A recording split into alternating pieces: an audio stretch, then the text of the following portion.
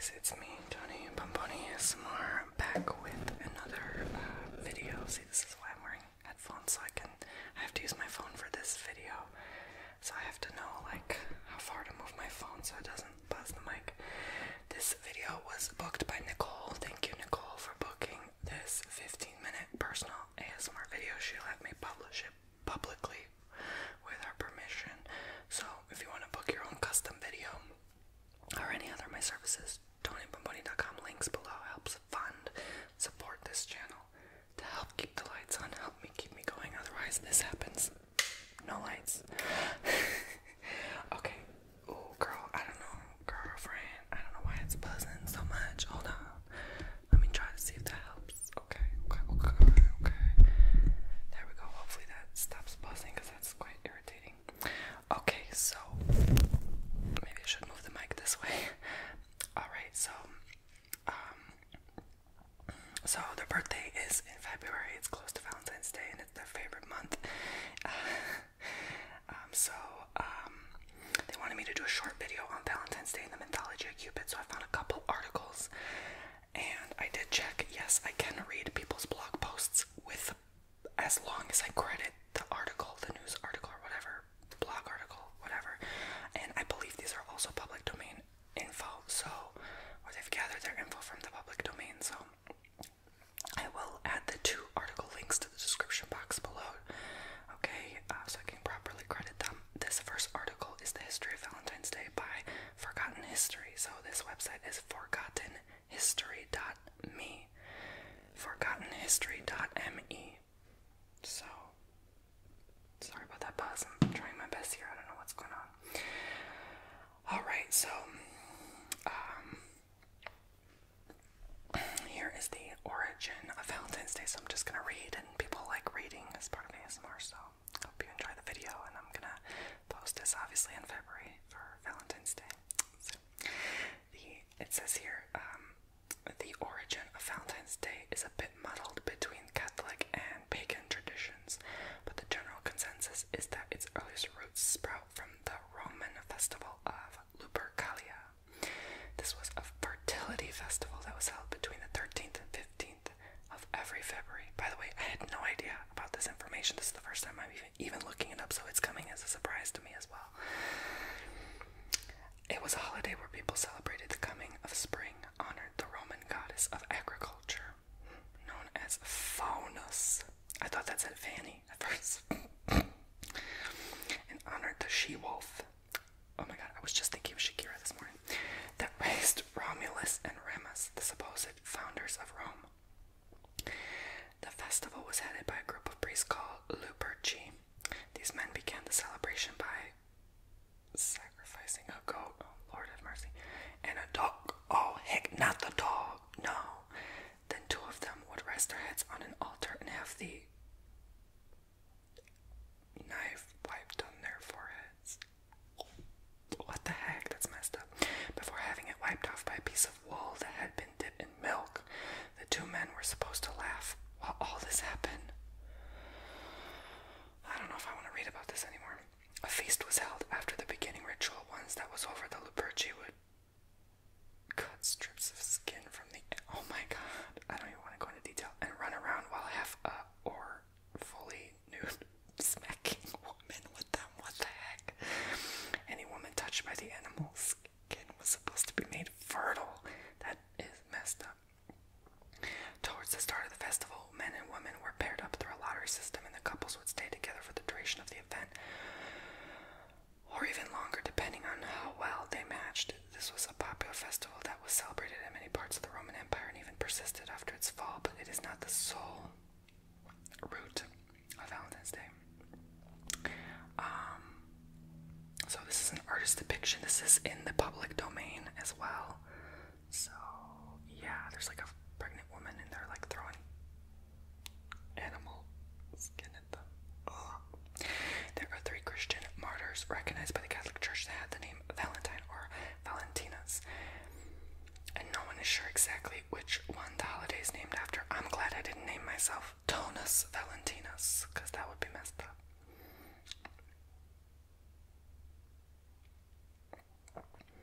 Around the 3rd century, the Catholic Church celebrating St. Valentine's Day to honor these martyr saints, and though it coincided with Lupercalia, it was not originally meant to replace the festival. Originally, it was a feast holiday where people would come together and toast the saints.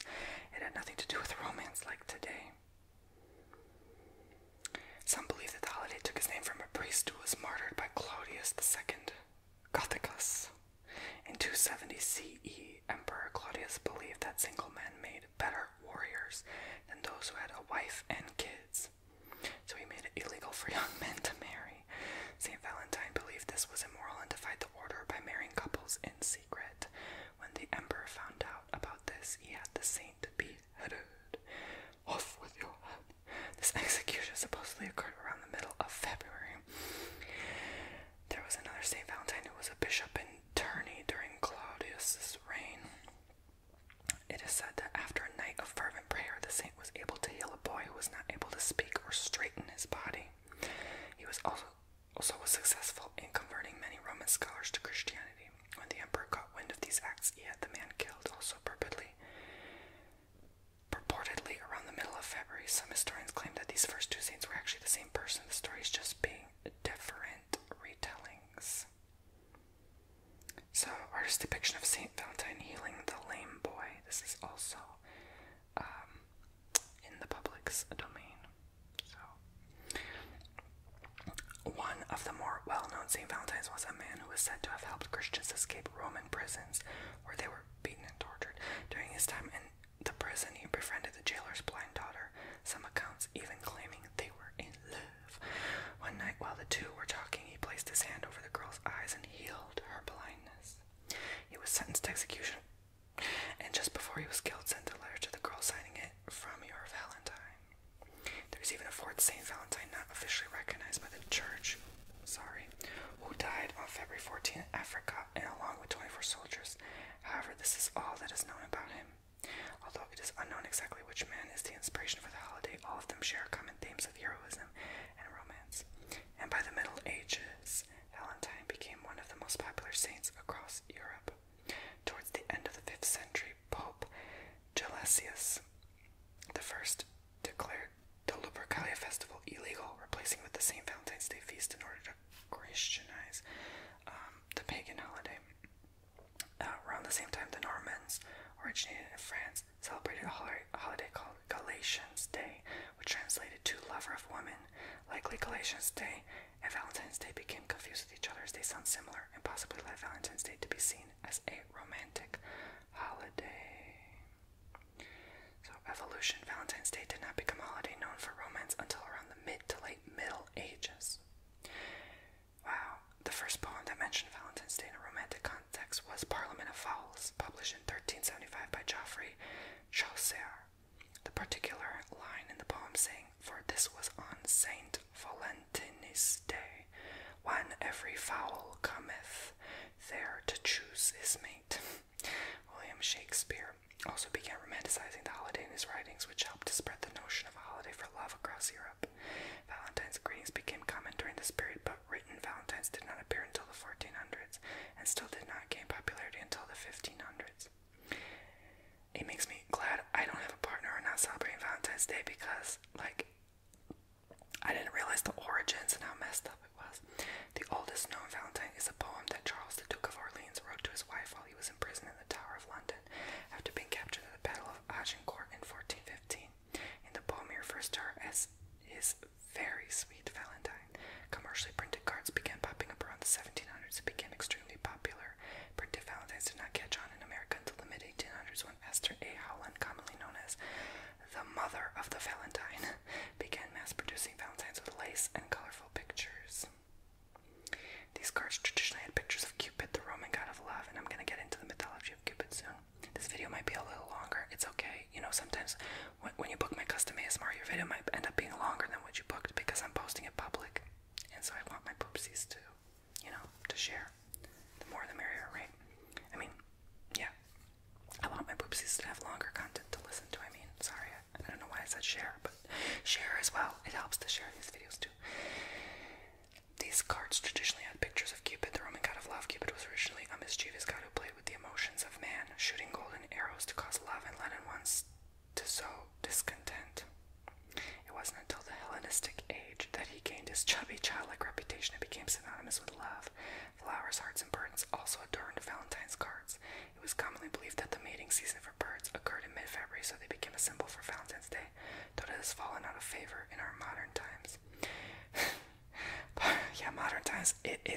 month now. November, December, January, February. Swipe.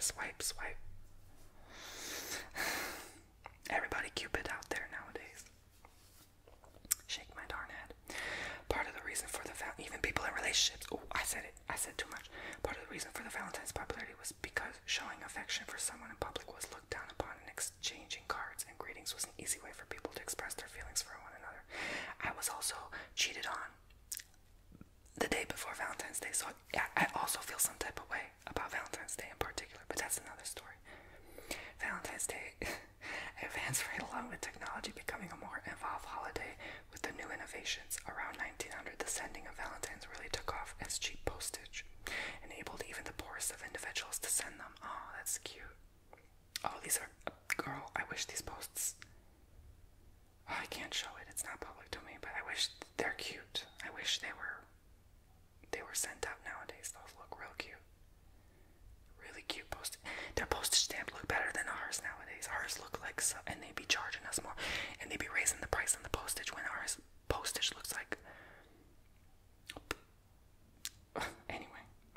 Industrialization made products like chocolate, flowers, and even jewelry cheaper and easier to afford, all of which became common gifts for partners to exchange. Okay, Valentine's in the modern day. Today, Valentine's Day is celebrated every year on February 14th, and is romanticized more heavily than ever before, because it's all about money. It is seen as a day for couples to show their love and appreciation for one another by spending time with each other, giving gifts, exchanging cards, and multiple other ways. Many couples even choose this day for their marriage.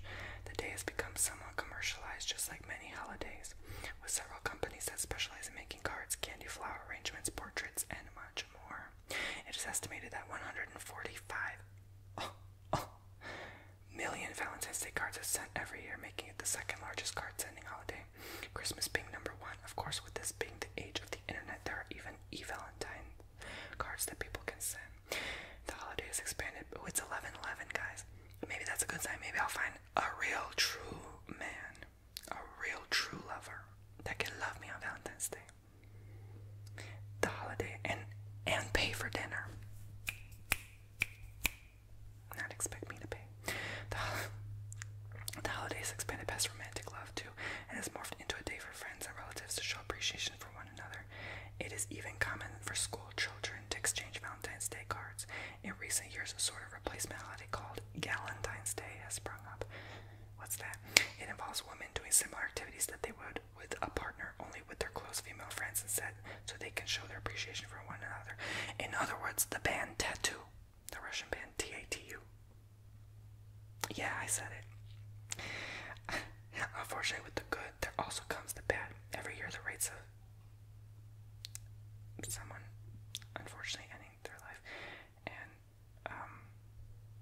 unfortunately ending someone else's, I can't say the words, spike around V-Day. Murders, oh my god, I'm sorry I said it, are usually due to jealousy or good intentions gone extremely wrong. As for the other, if you need help, the hotline is below. Okay, it even says it below. Psychologists suggest that since Valentine's Day is a day of love and connection, it reminds those who may feel like they do not have either how alone they are. Fortunately, there are organizations working to decrease these rates, and more people are starting to go out of their way to ensure that those around them feel loved, which is what many who consider that feel that they are lacking. If you or know someone who knows having these thoughts or needs someone to talk to, there's help available. The hotline, as you all know, 800-273-8255, or visit their site. You can speak to trained counselors to talk to you, help you work through whatever problems you may be facing. So I like that they add a disclaimer in. Just know I love you, okay? I'll send you hearts, Valentine's Day hearts. I want to send Poopsie's postage. Why don't I do that for Valentine's Day? Okay, that's that right in my spirit. If you have no one to send you a card, maybe email me a P.O. box or address. I can send you a Valentine. I'll try to send as many as I can. Yeah, I think that's the right thing to do. If you're feeling alone, sad during this time, I think so. I was gonna do it during holiday, but I ran out of time. But I have supple time before the 14th. If you wanna, I'll send you. Okay, through my P.O. box. And if you wanna send me by P.O. box, just ask. You can email, ask if you wanna send something back too, or it'll show up in the address when I send you the letter. so I'll try doing as many as I can. There's no guarantee, okay, but I'll try. If not email, I prefer maybe like Instagram DM. That might be better, actually. They said in the article also, sorry to end on such a sad note, but it's something I believe people need to be aware of and watch out for. I really didn't know much about Valentine's Day besides the St. Valentine, so some of this surprised me, especially the Roman festival of Lupercalia. For some reason, while I was reading about that festival, it reminded me of the movie Midsummer. I think it's because it's supposed to be this bright, upbeat festival, but it has dark undertones. Exactly. Valentine's Day never was a big deal to me and still isn't, but I like learning the history behind holidays.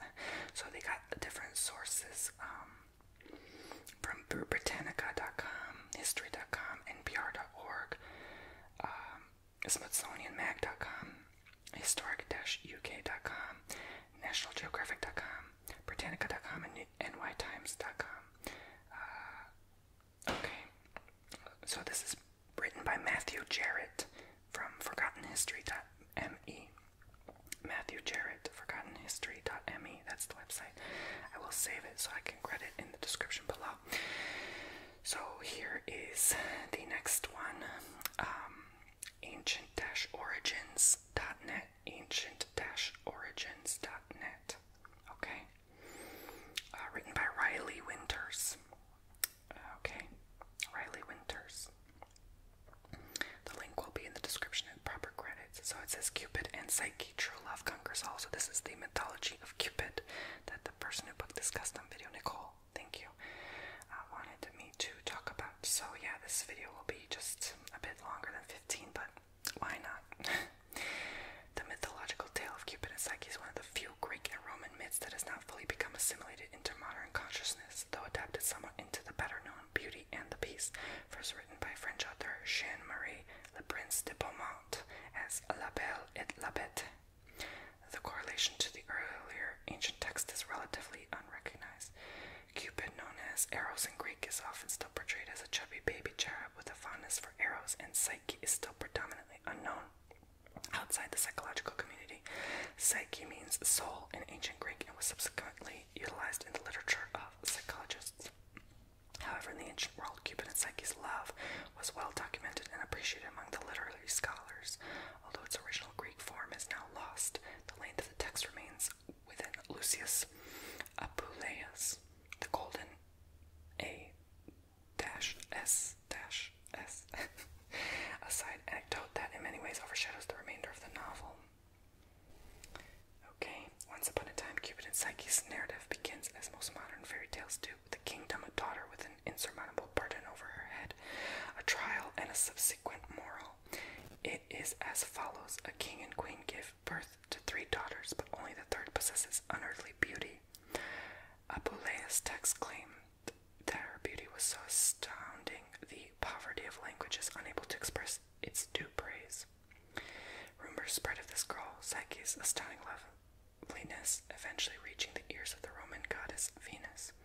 Angry that so many mortals were comparing Psyche's beauty to her own, and in many ways claiming that the mortals surpassed her, Venus called upon her son Cupid to demand that he use one of his arrows of desire to ensure Psyche fall in love with the human monster.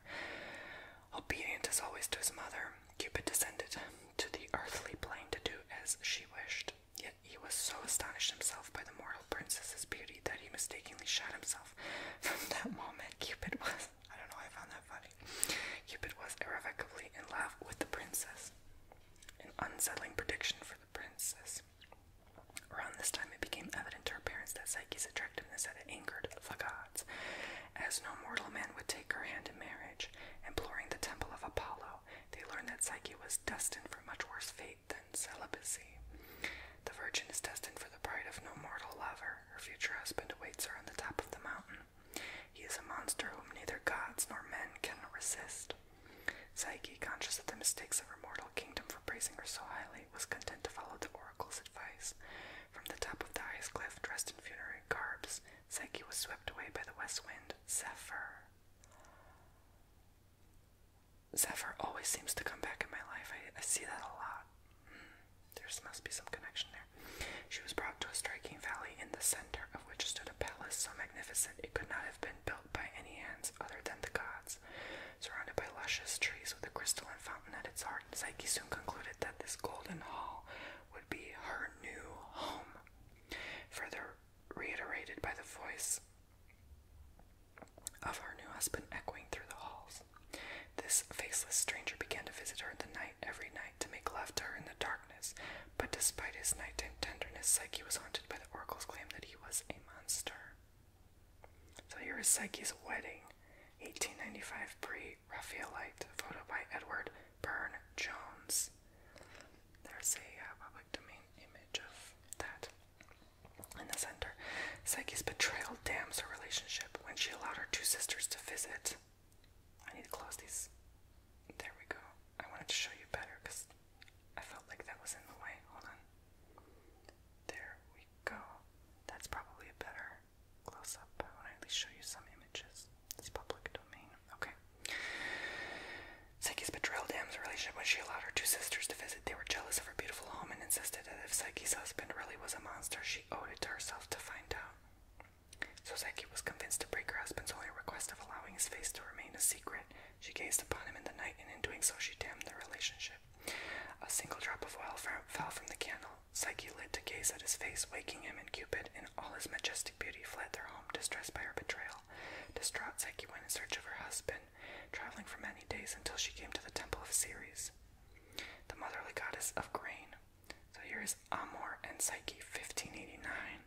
Oil on canvas by Jacopo Zucchi. Oh, I love artwork. This is beautiful. It's also public domain. Alright, let's continue. Psyche's trials. Ceres instructed Psyche to surrender herself to Venus and take whatever ill will the goddess would throw at her. Obeying Ceres' advice, Psyche was thus given three seemingly impossible tasks to complete. First, the princess had to separate the grains of Venus' temple's storehouse into piles of barley, millet, beans, etc. Second, Psyche had to steal gold and wool from a herd of sheep. Third, and finally, Psyche was ordered to travel into the underworld and request from Queen Proserpina a little of her beauty to pass along to the goddess of love. This task, however, demanded a further challenge. Let Psyche keep the box in which the beauty is placed tightly closed for fear of terrible repercussions. So here is Psyche aux Enfers, Psyche into Hell by Eugene Ernest Hillmacher, 1865, public domain. Cupid and Psyche's reunion. Unknown to Psyche throughout these trails, Cupid was constantly at her aid. He instructed ants to help her sort the grains, and then the river god offered her instructions on how to steal the prize fleece from the shepherd. Finally, Psyche was given divine advice on how to surpass the dangers of Hades. Her failure, foretold by Venus herself, came when Psyche, greatly upset by the trials she had to overcome, opened the box and was overcome by the Stygian sleep, a sleep so strong she was considered the living dead. So, next time I make an ASMR video, I'm going to try to induce the Stygian sleep to you so that you have a good night's rest. By that point, Cupid had had enough of his separation from his wife, and he flew to her rescue, lifting her sleeping form to the heavens and pleading with the god Jupiter to talk sense into his mother. Venus lifted her terrible curse from the girl, and once Psyche was awake, she was transformed into an immortal, and was properly wed to the young god of desire. Here's Banchetto Nuziale, the wedding banquet of Cupid and Psyche, fresco, 1517 by Raphael, public domain.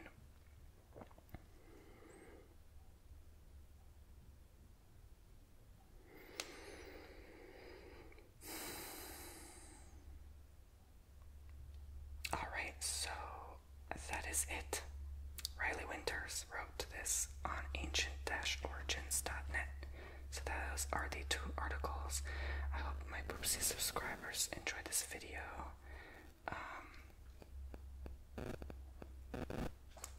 Sorry about the buzzing. Alright, thank you so much, Nicole, again, for booking this video.